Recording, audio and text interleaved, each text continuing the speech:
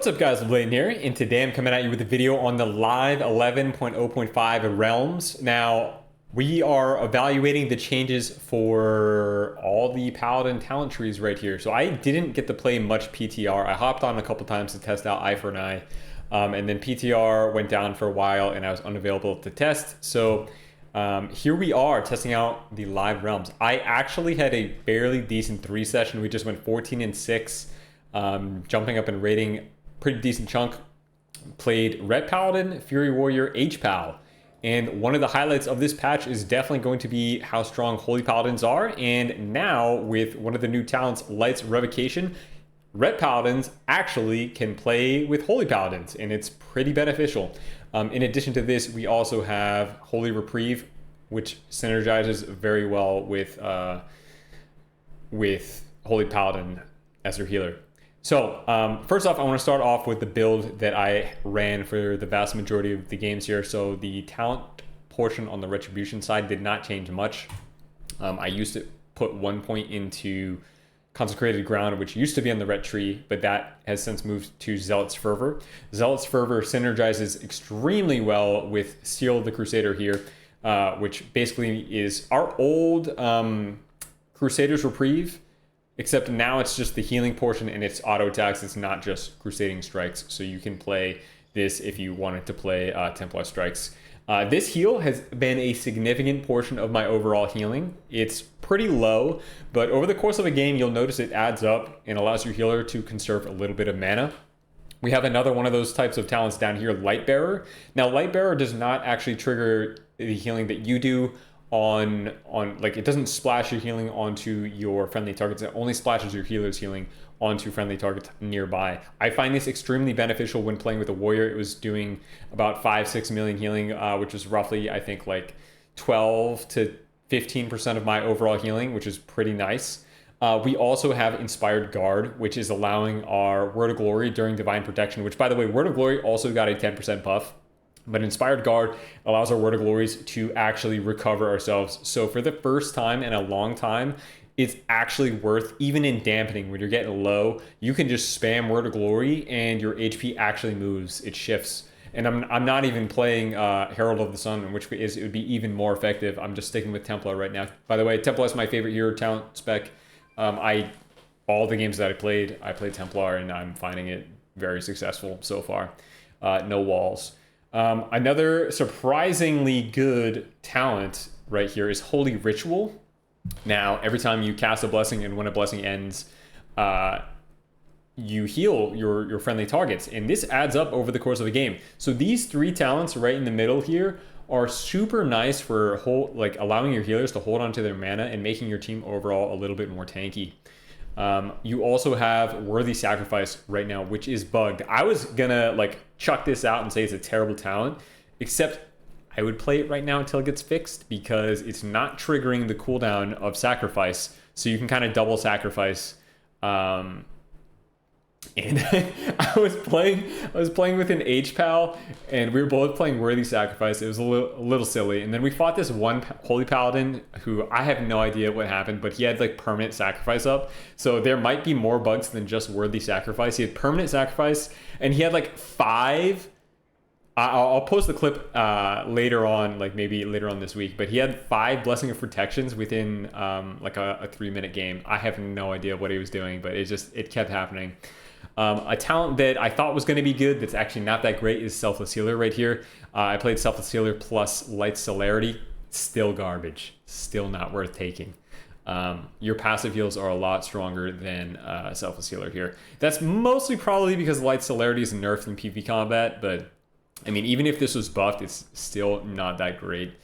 But who knows? I mean, I could change my mind on this in the future after they nerf Worthy Sacrifice, maybe just because we can get rid of this talent point and throw it in Selfless Healer. Why not? Another option we have here is Vental Wrath. I do play Vental Wrath with the Spellbop setup here when I don't need the Blessing of Protection talent point. You are able to put 2 points into Vental Wrath.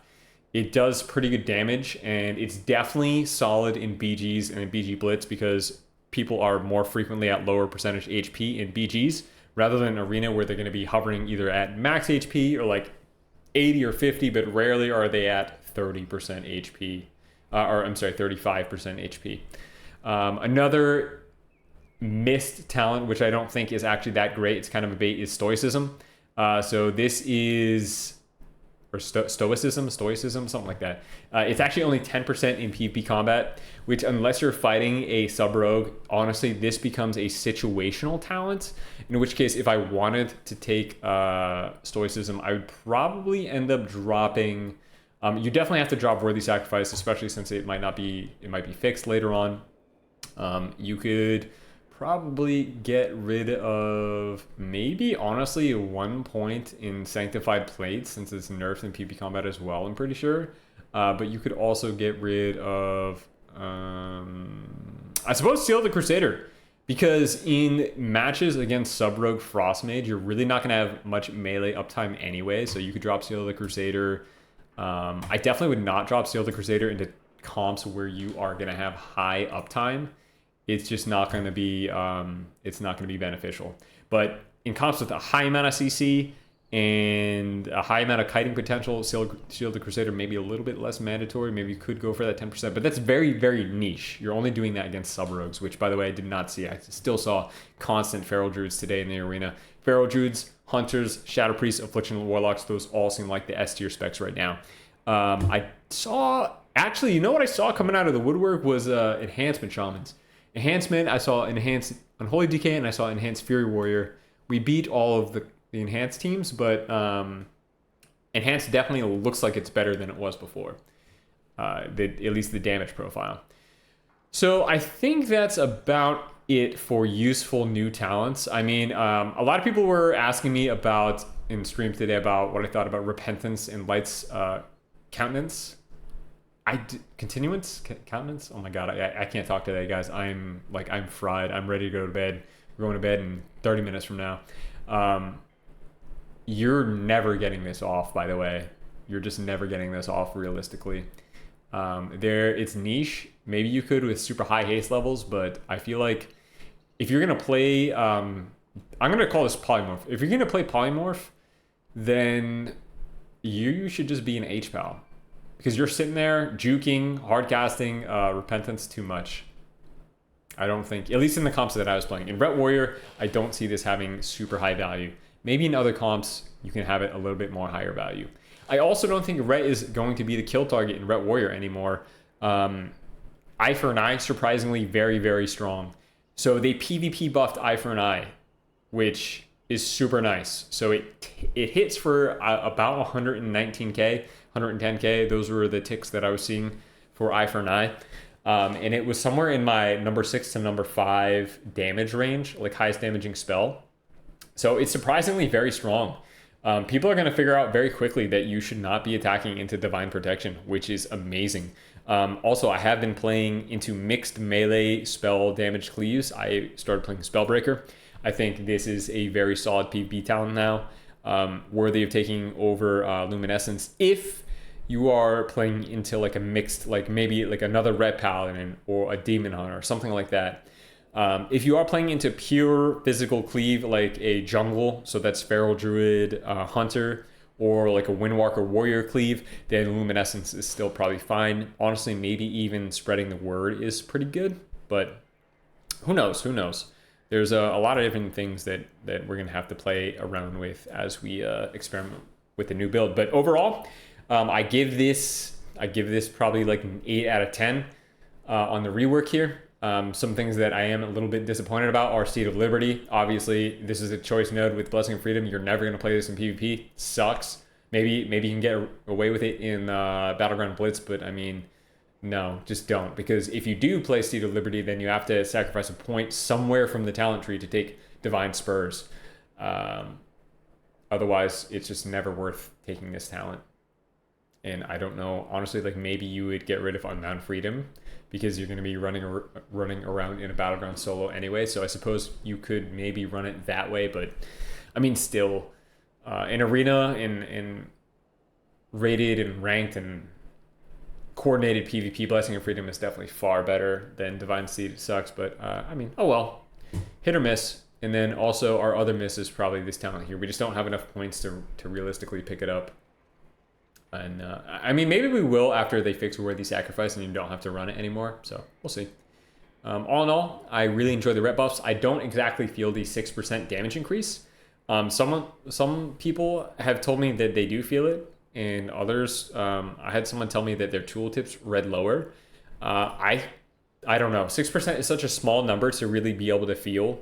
And I have been consistently playing, and I feel like my final verdicts hit like maybe a tad harder. I think I had some 800k final verdicts somewhere around here, but all in all, I mean, it's reading about the same as yesterday. I don't see anything that's like super different. Oh yeah, like right here, you can tell my eye for 9 damage this game. It did 2 million damage, top and crit, 125k. I have seen normals hit a little bit harder than that as well. I don't know how the reflect damage exactly works with eye for an eye. I guess we'll figure that out later. All right, if you guys have any questions, feel free to leave them in the comments below. I am running the 2-set still. I'm just running the 2-set, considering running the 4-set now that we're a little bit tankier. And I am running focusing lens on my gloves and my boots for now. But that might change in the future, and I'll keep you guys updated. One thing I do plan to do is get a little bit more haste, probably like, I don't know, like 10 to 12% haste. Haste feels really low right now with the removal of Seal of Alacrity, but all in all, I give this rework, what did I say? Yeah, 8 out of 10? Yeah, 8 out of 10. All right, see you guys next time. Peace.